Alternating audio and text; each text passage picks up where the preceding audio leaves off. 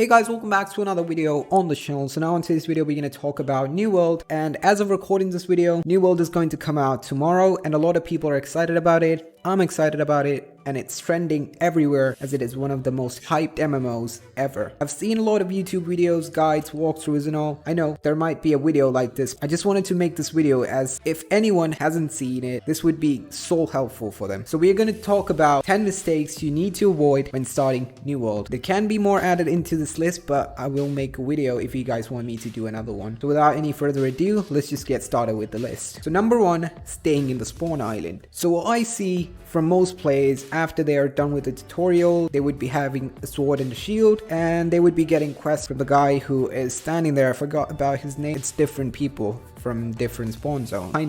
I'm confused here. So once you are actually on the spawn island, just do the quests that are given to you. So once the quests are done, just move on to the first city that you can be. So after that, you can just go ahead and do all the stuff. I've seen a lot of people staying around in the spawn island, killing the mobs to get the XP, which isn't that much. So if you kill a mob, you get around 10 XP, but that is not a significant amount of XP compared to the amount of XP that you would get when you actually do quests and stuff. So the number 2 in the list is don't equip a shield. So I've seen a lot of people doing this. Like, this is damn stupid. Your equipment that you're wearing would have a weight on it. So if you're wearing a light equipment and you have a shield equipped on you, unless you're using a sword, a shield is not necessary to have it. It doesn't give you any boost, it doesn't give you anything. It just looks like an accessory if you're not using a sword. So the number 3 in the list is lock into an inn. So basically what you need to do is go to a main city as fast as you can.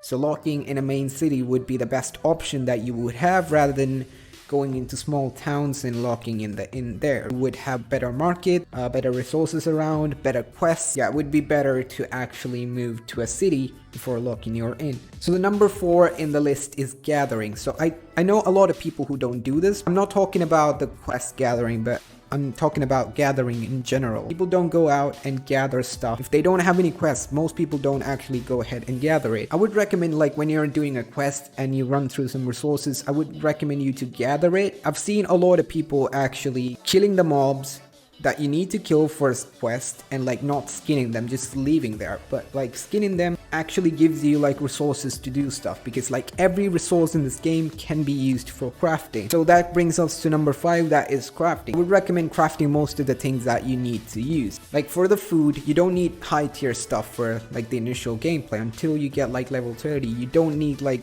better things, better than light rations or something like that. And if you can craft your armor and weapons, that would be way better as well.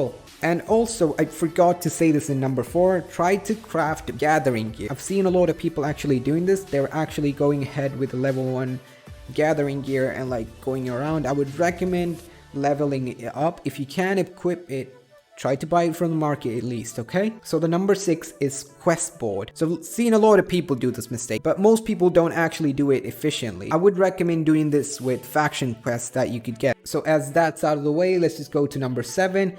Is choosing your faction. So this is kind of super important, because like once you choose a faction, you can't change a faction for 4 months. Just kind of a downer, but like I think like they should actually bring it down to like maybe 2 months. But so if you choose a faction, you have to choose a faction that controls the city you're living in, because like the taxes and all the stuff, you get some boosts and like bonuses and like reductions and all the stuff. It would be way better if your company controls that area as well. So some servers are basically dominated by certain factions and other servers might be dominated by another faction. So you have to choose your server and you have to choose your faction according to the server. So the next one is standing bonus. Like I've seen a lot of people making this mistake about choosing the XP bonus, which is not great. I've seen a lot of people talk about it. It's true. Like basically it's better to choose an inventory bonus. That would be way better, because like the XP that you get is kind of minimal and it's not worth it. It's not worth it at all. So the 9th one in the list is PvP missions. I made this mistake a couple of times, like literally made this mistake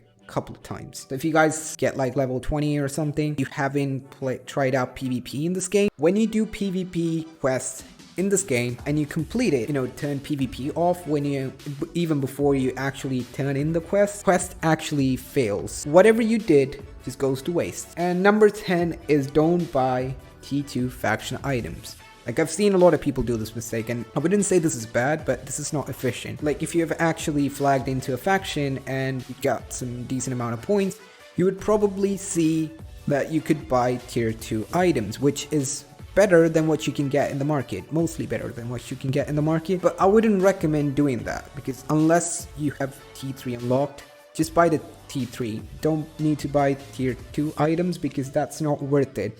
You could literally buy almost a decent amount of gear from the market that some people might have crafted. So that's kind of my list for the 10 mistakes that I want you guys to avoid while playing this game. The list could have been bigger, but I didn't want to actually make this video longer, so I actually didn't add a lot of stuff.